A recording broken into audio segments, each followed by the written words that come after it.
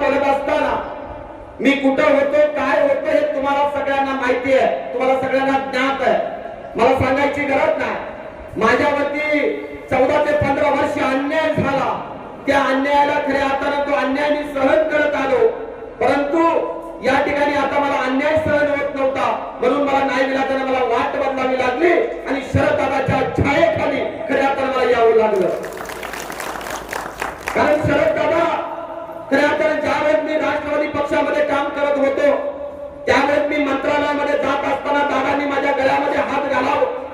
कुठल्या मंत्र्याकडे काम आहे ते विचारावं आणि त्या मंत्र्याच्या समोर नेऊन त्या ठिकाणी मला उभं करावं आणि कुठलं काम असेल ते मार्गी लावावं, अशा पद्धतीचं काम खऱ्या अर्थाने शरददादाचं आहे। आज मी बघतोय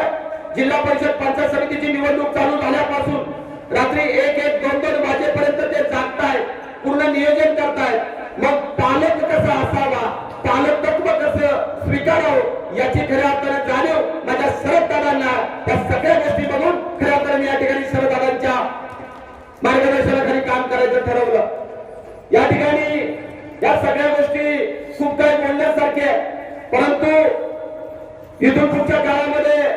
जे काही काम आपल्याला करायचं आहे ती शरददादांच्या अध्यक्षतेखाली निश्चितपणाने पंचायत नगर परिषदेच्या निवडणुकीच्या संदर्भात आपल्याला माहिती आहे, सगळ्या नगर परिषदा दादांनी त्यांच्या अध्यक्षतेखाली निवडून आणल्या आणि या तालुक्यामध्ये असणाऱ्या आपल्या 8 पंचायत जिल्हा परिषदा, या 8च्या 8 पंचायत जिल्हा परिषदा आणि 16च्या 16 पंचायत समिती दादांच्या अध्यक्षतेखाली निवडून आल्याशिवाय राहणार नाही। हेच खऱ्या अर्थानं या ठिकाणी मी आपल्याला सांगतोय, समोरच्या संदर्भामध्ये मला बोलायची गरज नाही, आपल्याला सगळ्यांना माहिती आहे। तर जास्त मी वेळ घेणार नाही, कारण दादांना ते केलं कुठं प्रचार सभा आहे। मी या ठिकाणी आपल्याला सांगतो, येणाऱ्या 7 तारखेला